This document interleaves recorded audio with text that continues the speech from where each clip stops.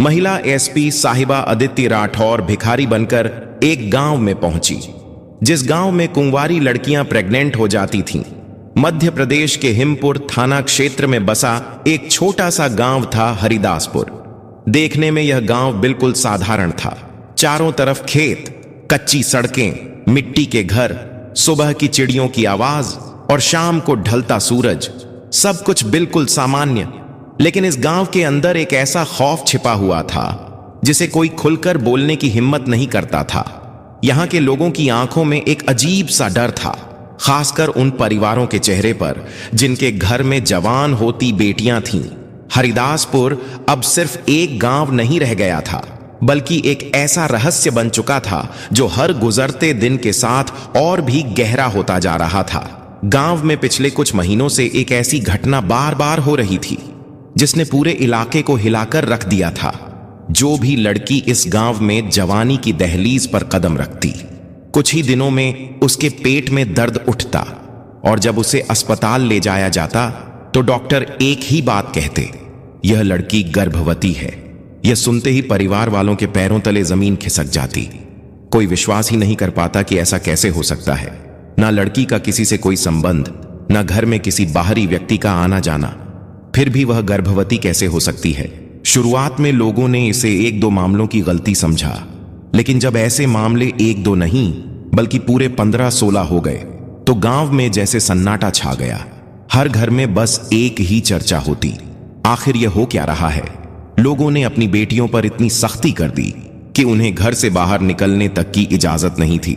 शाम होते ही दरवाजे बंद कर दिए जाते, खिड़कियों पर कुंडियां लगा दी जाती और रात होते ही पूरे परिवार के लोग एक साथ एक ही कमरे में सोते ताकि कोई बाहरी व्यक्ति अंदर ना आ सके।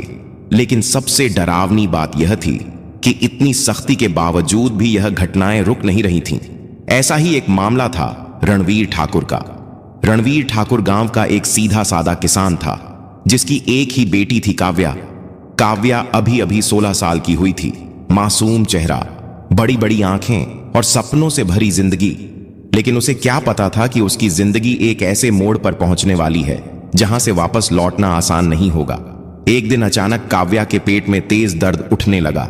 वह जमीन पर बैठ गई और कराहने लगी। उसकी मां घबरा गई। क्या हुआ बेटी, अचानक यह दर्द कैसे? काव्या ने आंसुओं से भरी आंखों से कहा, मां बहुत दर्द हो रहा है। रणवीर ठाकुर तुरंत उसे लेकर शहर के अस्पताल पहुंचा। डॉक्टर ने जांच की और फिर जो कहा उसने रणवीर ठाकुर की दुनिया ही उजाड़ दी।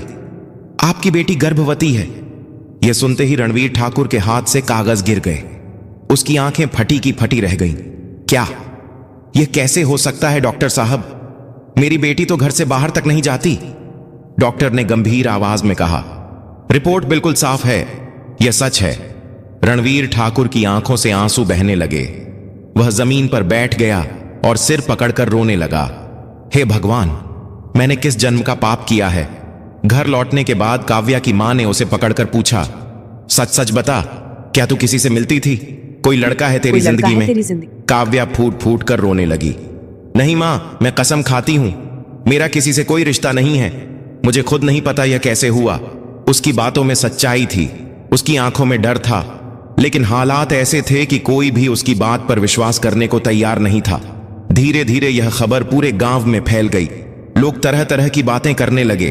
कोई कहता लड़कियां झूठ बोल रही हैं, कोई कहता गांव में जरूर कोई छुपा हुआ पाप चल रहा है। लेकिन सच क्या था यह कोई नहीं जानता था। रणवीर ठाकुर अब टूट चुका था। उसे समझ नहीं आ रहा था कि वह समाज को क्या जवाब देगा। आखिरकार एक दिन उसने फैसला किया कि वह इस मामले को लेकर सीधे शहर की महिला एएसपी के पास जाएगा। अगले ही दिन वह अपनी बेटी को लेकर शहर पहुंचा और महिला एएसपी अदिति राठौर के ऑफिस में जा पहुंचा। अदिति राठौर एक तेज तर्रार, सख्त और ईमानदार अफसर थीं, जिनका नाम सुनते ही बड़े बड़े अपराधी कांप उठते थे। रणवीर ठाकुर उनके सामने पहुंचा, हाथ जोड़कर खड़ा हो गया और रोते हुए बोला, मैडम हमारी मदद करिए, हमारा पूरा गांव बर्बाद हो रहा है। अदिति ने भौहें चढ़ाते हुए कहा, क्या हुआ है, साफ साफ बताओ। रणवीर ठाकुर ने कांपती आवाज में पूरी कहानी सुना दी। मैडम, हमारे गांव में जो भी लड़की जवान होती है वह गर्भवती हो जाती है, बिना शादी के, बिना किसी रिश्ते के। पहले तो आदित्य राठौर को लगा कि यह कोई मजाक है। उनके होठों पर हल्की सी मुस्कान आ गई। ये क्या बेहुदा बात कर रहे हो तुम? ऐसा कभी नहीं हो सकता। लेकिन जब रणवीर ठाकुर ने रोते हुए कहा, मैडम, यह सिर्फ मेरी बेटी की बात नहीं है, पूरे गांव में 15 से 16 लड़कियां ऐसी हैं, तो आदित्य का चेहरा गंभीर हो गया। उनकी आंखों में अब शक और सोच दोनों दिखाई दे रहे थे। उन्होंने कुर्सी पर पीछे टिकते हुए गहरी सांस ली और मन ही मन सोचा, या तो यह लोग कुछ छुपा रहे हैं या फिर यहां कोई बहुत बड़ा राज छिपा हुआ है। उन्होंने तुरंत फोन उठाया और नजदीकी थाने के एसएचओ को आदेश दिया, तुरंत हरिदासपुर जाओ और इस पूरे मामले की गहराई से जांच करो, मुझे पूरी रिपोर्ट चाहिए। फोन रखने के बाद आदित्य राठौर खिड़की के पास जाकर खड़ी हो गईं। बाहर शहर की भागती हुई दुनिया थी, लेकिन उनके दिमाग में अब सिर्फ एक ही सवाल घूम रहा था, क्या सच में ऐसा हो सकता है, या इसके पीछे कोई ऐसा सच छिपा है जो इंसानियत को शर्मसार कर दे। उन्हें अंदाजा नहीं था कि यह केस सिर्फ एक जांच नहीं, बल्कि एक ऐसा खौफनाक सच उजागर करने वाला था जो पूरे गांव की नींव हिला देगा और शायद उनकी जिंदगी का सबसे डरावना केस बनने वाला था। अब सवाल सिर्फ इतना था, हरिदासपुर के उस सन्नाटे के पीछे आखिर छुपा क्या था? आदित्य राठौर के आदेश के बाद हिमपुर थाने के एसएचओ करणवीर शेखावत अपनी टीम के साथ तुरंत हरिदासपुर के लिए रवाना हो गए। दोपहर का वक्त था, लेकिन गांव में कदम रखते ही उन्हें अजीब सा सन्नाटा महसूस हुआ। आमतौर पर इस समय गांवों में चहल पहल रहती है, बच्चे खेलते हैं, औरतें चौपाल पर बातें करती हैं, किसान खेतों से लौटते हैं, लेकिन यहां हर दरवाजा बंद था, खिड़कियों पर कुंडियां छड़ी थीं और गलियां लगभग सुनसान पड़ी थीं। ऐसा लग रहा था मानो पूरा गांव किसी अदृश्य डर के साए में कैद हो गया हो। जैसे ही पुलिस की गाड़ी गांव के बीच में आकर रुकी, धीरे धीरे लोग अपने घरों से बाहर निकलने लगे। कुछ ही देर में वहां भीड़ इकट्ठा हो गई। हर चेहरे पर चिंता थी, हर आंख में एक ही सवाल, क्या आज इस रहस्य का जवाब मिलेगा? एसएचओ करणवीर शेखावत आगे बढ़े और ऊंची आवाज में बोले, डरने की जरूरत नहीं है, हम यहां आपकी मदद करने आए हैं, जो भी सच्चाई है खुलकर बताइए। इतना सुनते ही गांव के कई लोग एक साथ बोलने लगे, साहब हमारी बेटियों को बचा लीजिए, हम बर्बाद हो गए हैं, हमें समझ नहीं आ रहा क्या करें। करणवीर शेखावत ने हाथ उठाकर सबको शांत कराया और कहा, एक एक करके अपनी बात बताओ। सबसे पहले रणवीर ठाकुर आगे आए। उनकी आंखों में नींद नहीं थी, चेहरा थका हुआ था और आवाज में दर्द साफ झलक रहा था। साहब, हमने अपनी बेटियों को घर से बाहर निकलना बंद कर दिया है। रात को हम खुद उन्हें चारों तरफ से घेर कर सोते हैं, कोई भी बाहरी आदमी हमारे घर नहीं आता, फिर भी हमारी बेटियां गर्भवती हो रही हैं। यह सुनकर करणवीर शेखावत कुछ पल के लिए चुप रह गए। उन्होंने आसपास खड़े लोगों की तरफ देखा, सबके चेहरे पर वही डर, वही बेबसी।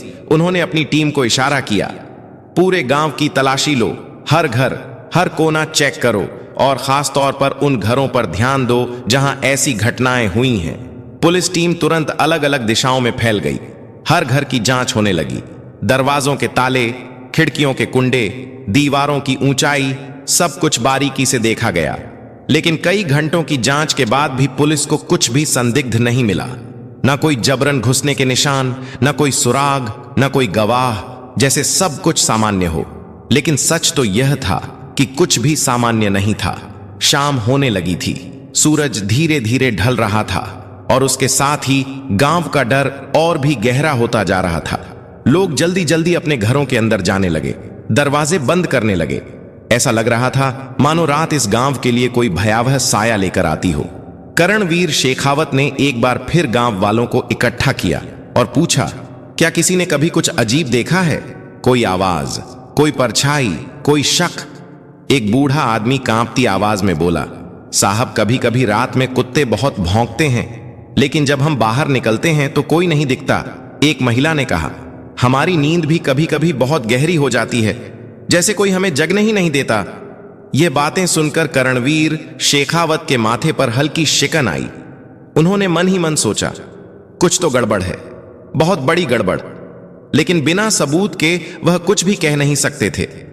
रात होने से पहले ही उन्होंने अपनी टीम को वापस बुलाया और शहर लौटने का फैसला किया। अगले दिन वह सीधे एसपी अदिति राठौर के ऑफिस पहुंचे और पूरी रिपोर्ट उनके सामने रख दी। मैडम, हमने पूरे गांव की तलाशी ली, लेकिन हमें कोई सबूत नहीं मिला। दरवाजे अंदर से बंद होते हैं, खिड़कियां सुरक्षित हैं, ऐसा लगता है जैसे कोई अंदर आया ही नहीं।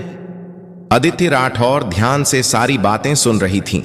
उनकी उंगलियां टेबल पर धीरे धीरे चल रही थीं। यह उनकी आदत थी जब वह गहरी सोच में होती थीं। उन्होंने धीरे से पूछा, और गांव वालों का क्या कहना है? करणवीर शेखावत बोले, मैडम, सभी एक ही बात कह रहे हैं। उनकी बेटियों का किसी से कोई संबंध नहीं है, और वह सच बोलते हुए लग रहे थे। कमरे में कुछ पल के लिए खामोशी छा गई। फिर अदिति ने धीरे से कहा, अगर कोई अंदर नहीं आ रहा और फिर भी यह हो रहा है, तो इसका मतलब है कि या तो हम कुछ देख नहीं पा रहे, या फिर कोई ऐसा तरीका इस्तेमाल किया जा रहा है जो हमारी समझ से बाहर है। उन्होंने अपनी कुर्सी से उठते हुए खिड़की की तरफ देखा। उनकी आंखों में अब एक अलग ही चमक थी, जैसे किसी पहेली को सुलझाने का जुनून जाग चुका हो। उन्होंने मुड़कर करणवीर शेखावत की तरफ देखा। इस केस को मैं खुद देखूंगी। करणवीर शेखावत चौंक गए। मैडम, आप खुद? अदिति ने हल्की सी मुस्कान के साथ कहा। हां, क्योंकि यह मामला अब सिर्फ एक केस नहीं रहा, यह एक चुनौती बन गया है। उस रात अदिति राठौर ने फाइलें फिर से खोलीं, हर एक केस को ध्यान से पढ़ा। हर लड़की की उम्र, हर घटना का समय, हर परिवार की स्थिति, और एक बात हर केस में कॉमन थी, घटना हमेशा रात के समय ही होती थी और किसी को कुछ याद नहीं रहता था।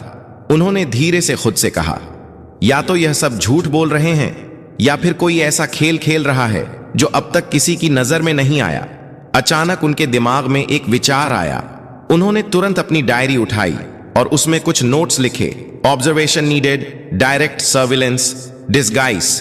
उनकी आंखों में अब एक योजना साफ दिख रही थी।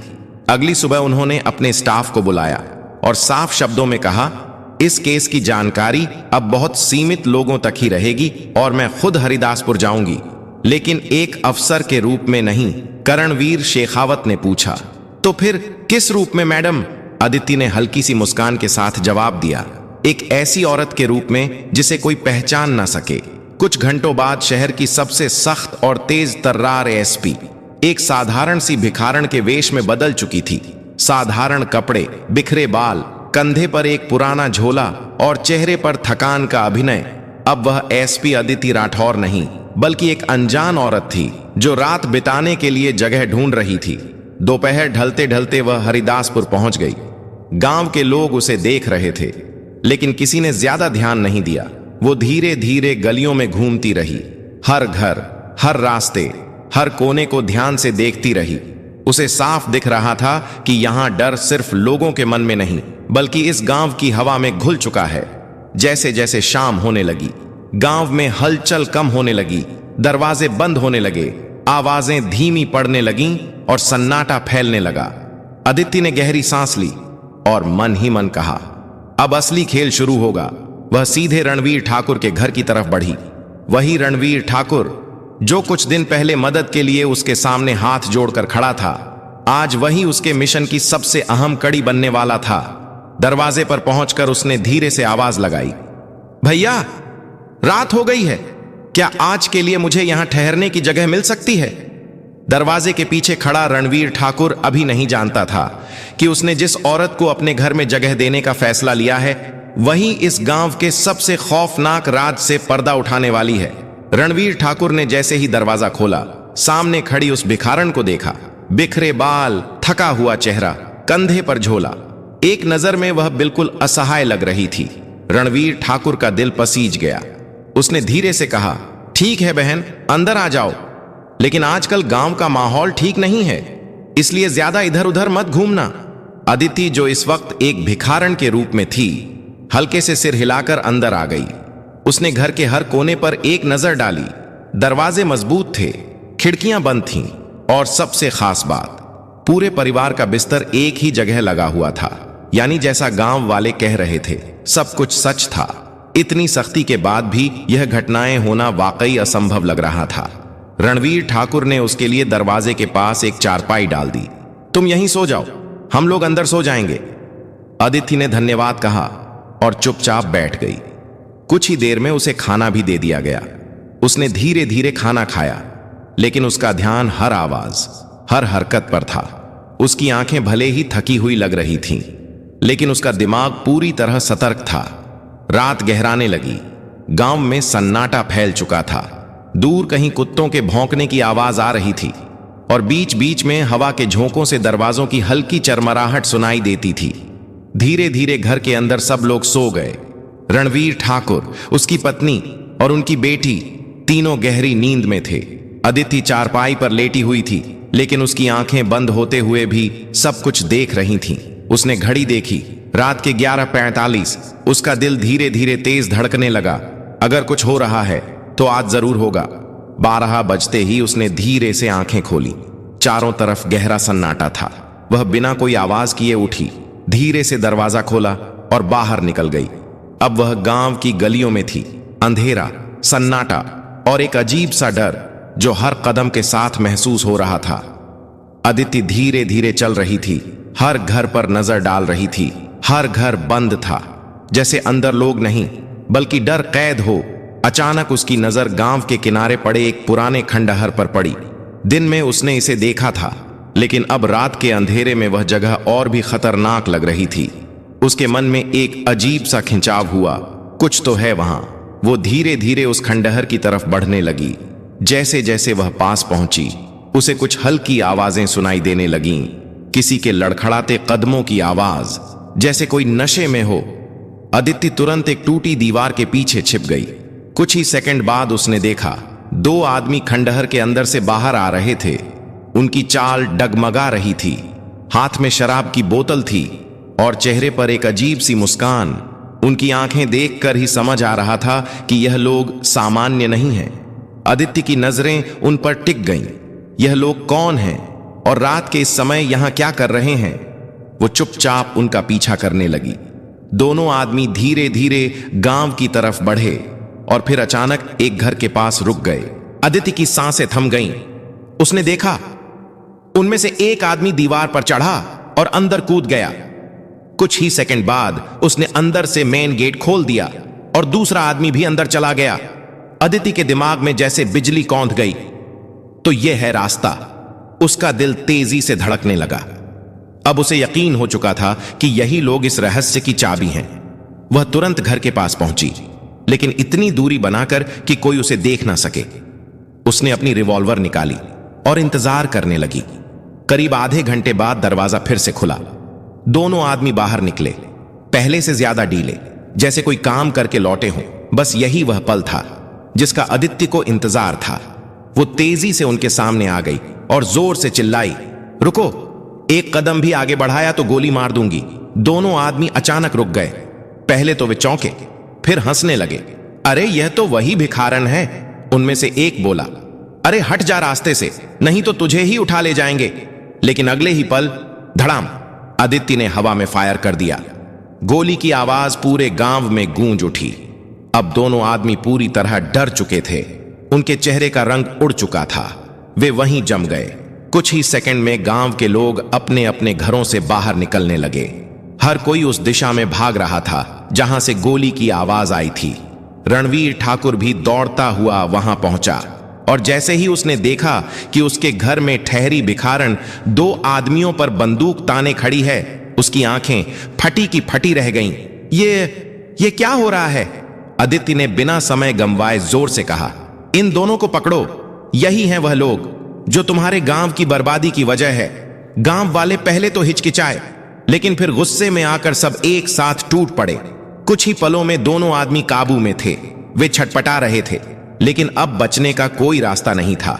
अदिति ने तुरंत फोन निकाला और पुलिस को सूचना दी, लोकेशन ट्रेस करो, तुरंत फोर्स भेजो, मैंने संदिग्धों को पकड़ लिया है। कुछ ही देर में पुलिस की गाड़ियां गांव में पहुंच गईं। लाल नीली लाइटें अंधेरे को चीरती हुई फैल गईं। दोनों आरोपियों को हथकड़ी लगा दी गई। गांव वाले अब भी हैरान थे। उन्हें समझ नहीं आ रहा था कि यह सब क्या हो रहा है। तभी अदिति ने धीरे धीरे अपना भेष उतारना शुरू किया। उसने सिर से दुपट्टा हटाया, बाल ठीक किए और एक सख्त आवाज में कहा, मैं कोई भिखारन नहीं हूं, मैं इस जिले की एएसपी अदिति राठौर हूं। यह सुनते ही पूरा गांव स्तब्ध रह गया। रणवीर ठाकुर के हाथ कांपने लगे। मैडम, आप। अदिति की आंखों में अब वही तेज था। हाँ, और आज मैंने वो देख लिया है जो तुम लोग महीनों से नहीं देख पाए। गांव में सन्नाटा छा गया। हर कोई बस एक ही चीज जानना चाहता था, आखिर यह लोग करते क्या थे। अदिति ने उन दोनों आदमियों की तरफ देखा। अब यह सच खुद बताएंगे, लेकिन असली सच्चाई अभी सामने आना बाकी थी। वह सच्चाई जो इस गांव की रूह तक हिला देने वाली थी। गांव की उस रात का सन्नाटा अब पुलिस की गाड़ियों के सायरन से टूट चुका था, लेकिन लोगों के दिलों में जो डर बैठा था वो और भी गहरा हो गया था। दोनों पकड़े गए आदमी अब हथकड़ियों में जकड़े हुए थे। उनके चेहरे पर डर साफ दिखाई दे रहा था, लेकिन उनकी आंखों में अभी भी एक अजीब सी चालाकी झलक रही थी, जैसे वह आखिरी वक्त तक सच छुपाने की कोशिश करेंगे। अदिति राठौर ने बिना समय गंवाए आदेश दिया, इन दोनों को तुरंत थाने ले जाओ और पूरी सच्चाई उगलवाओ। आज रात ही इस रहस्य का अंत होना चाहिए। पुलिस की गाड़ी अंधेरे को चीरती हुई थाने की तरफ बढ़ी। पीछे गांव के कुछ लोग भी आ गए। उनकी आंखों में गुस्सा था, दिल में सवाल थे और दिमाग में सिर्फ एक ही बात, आखिर इन लोगों ने किया क्या है। थाने पहुंचते ही दोनों आरोपियों को अलग अलग कमरों में बैठाया गया। अदिति खुद कुर्सी पर बैठी, सामने फाइल खुली थी, लेकिन उनकी नजरें सिर्फ उस दरवाजे पर टिकी थीं जहां से सच बाहर आने वाला था। कुछ देर बाद पूछताछ शुरू हुई। पहले तो दोनों ने कुछ भी मानने से इनकार कर दिया। हमने कुछ नहीं किया मैडम, हम तो बस ऐसे ही घूम रहे थे। लेकिन अदिति राठौर वो अफसर थीं जो आंखों से झूठ पहचान लेती थीं।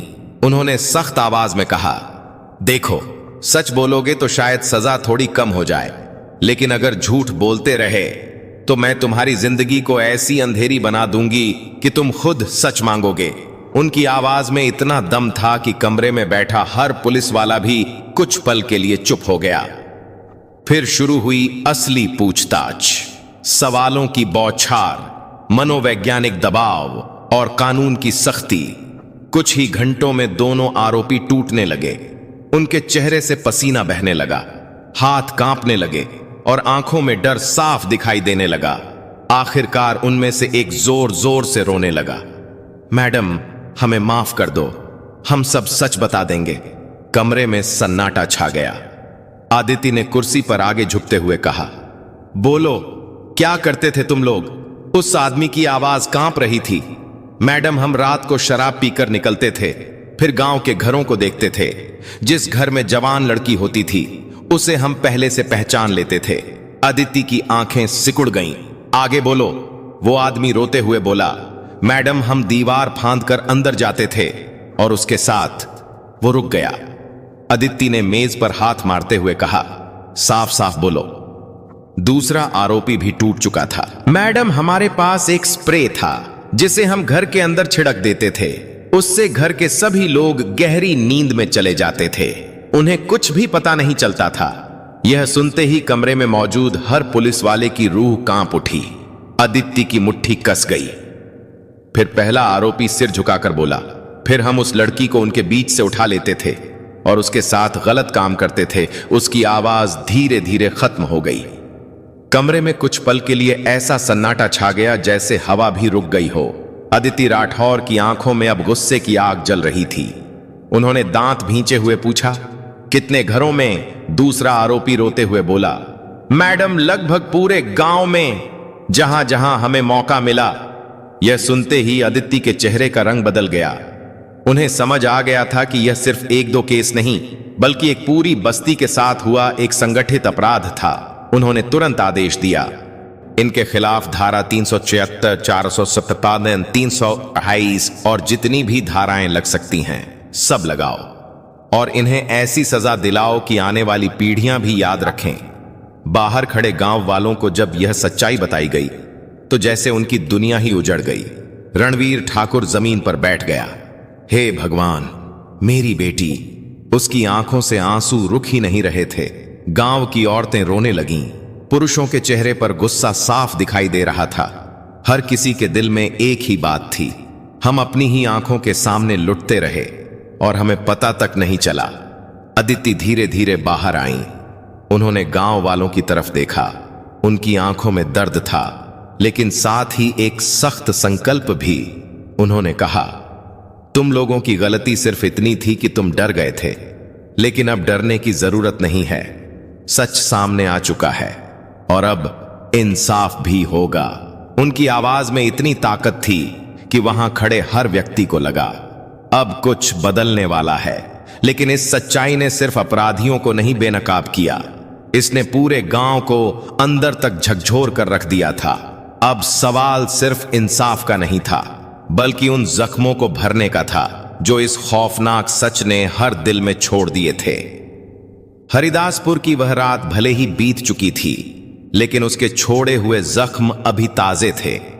गांव की गलियों में अब भी सन्नाटा था, लेकिन इस बार वह डर का नहीं, बल्कि एक भारी सच्चाई का सन्नाटा था।